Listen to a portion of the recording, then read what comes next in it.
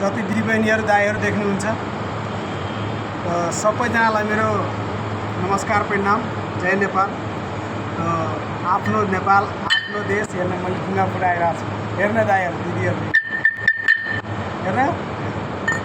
हेर्नुभयो। तपाईँहरू लाइक गरिदिनु, युट्युब च्यानलमा सब्सक्राइब पनि गरिदिनु सबैजना प्लिज ल फुट्दा ल 1 2 3 भयो।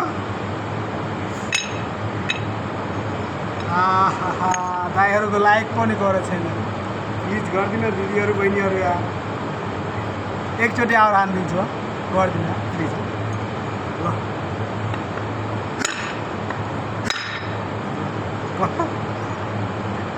गरिदिनु न प्लिज।